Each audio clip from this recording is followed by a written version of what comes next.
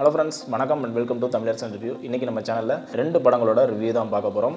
இந்த வாரம் பார்த்திங்கன்னா அதிகமான படங்கள் வந்து ரிலீஸ் ஆகிருக்கு. பேக் டு பேக் பார்க்கலாம். பட் இப்போது நம்ம பார்த்த 2 படங்களோட ரிவ்யூ பார்த்துடலாம்.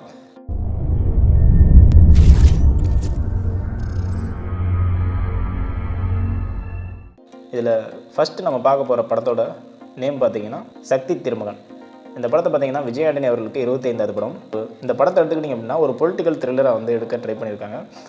ஸோ அதுவும் அச்சீவ் பண்ணியிருக்காங்க அப்படின்னு தான் சொல்லணும். இந்த படம் வந்து 1989 வந்து ஸ்டார்ட் ஆகுது. ஒரு பொண்ணு வந்து கொலை செய்யப்படுறாங்க. அந்த கொலையை வந்து மறைக்கிறதுக்காக பொலிட்டிக்கலாக வந்து ப்ரெஷர் வந்து உண்டாகுது. இப்போ அதை கண்டுபிடிக்க ஒரு போலீஸுக்கு அந்த பெண்ணுக்கு ஒரு குழந்தை இருக்குது. அந்த குழந்தைய தூக்கிட்டு போய் குப்பைத்தொட்டிலையும் வீசிடுற மாதிரியான காட்சிகள் வந்துட்டுருக்கு. ஸோ அந்த தூக்கி வீசப்பட்ட குழந்தை தான் பின்னொரு காலத்தில் வந்து விஜய் ஆண்டனியாக வராரு.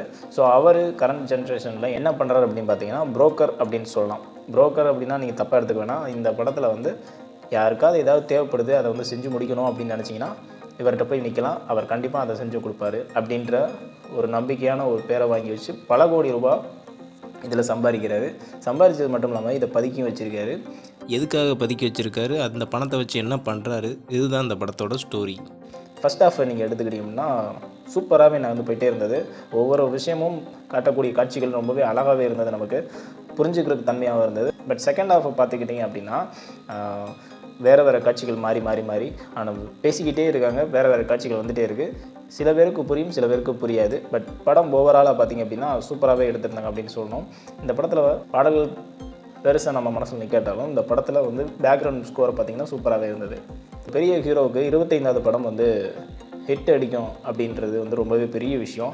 ஸோ அது இந்த படத்தில் வந்து எனக்கு தெரிஞ்ச வரைக்கும் இந்த கதை வந்து நல்லா அமைஞ்சிருக்கு அப்படின்னு சொல்லலாம். இந்த படம் இந்த வீக்கெண்டில் தேட்டர் அவைலபிளாக இருக்குது. பார்க்க நினைக்கிறோங்க, பாருங்கள். ஓகே, இப்போ நம்ம ரெண்டாவதாக பார்க்க போகிற படத்தோட பேர் என்ன பார்த்தீங்கன்னா கிஸ். கவின் நடிப்பில் வந்து இந்த படம் ரிலீஸ் ஆகிருக்கு. டான்ஸ் மாஸ்டர் சதீஷ் அவர் தான் வந்து இந்த படத்தை டைரக்ட் பண்ணியிருக்காரு.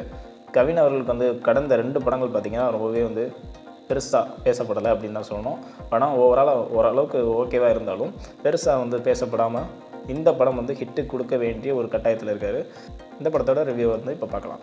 கவின் எடுத்துக்கிட்டிங்க அப்படின்னா லவ்வே பிடிக்காத ஒரு ஆளாக இருக்கார். அதுக்கு ஒரு ரீசன் வந்து இருக்குது. அதையும் வந்து சூப்பராகவே கன்வே பண்ணியிருக்காங்க. அதுக்கப்புறம் பார்த்திங்கன்னா இவருக்கு திடீர்னு ஒரு புக்கு ஒன்று கிடைக்கிது. அந்த புக்கு கிடைச்சதுலேருந்து பார்த்திங்கன்னா அவர் கண்ணு முன்னாடி யாராவது லவ்வர்ஸ் வந்து கிஸ் அடிச்சுக்கிட்டாங்க அப்படின்னா அவங்க லைஃப் எப்படி மாறப்போகுது, எப்படி வரப்போகுது அப்படின்ற எல்லா டீட்டெயிலும் இவருக்கு தெரிய வருது.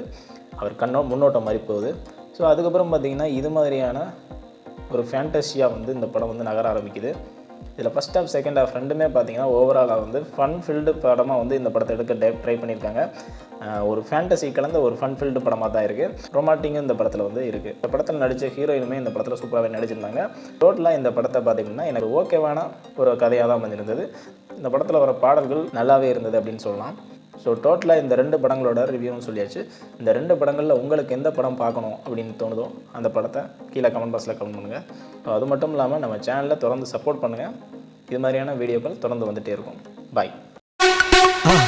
மறக்காம சர்ப்ரைஸ் பண்ணுங்கள். தேங்க்யூ.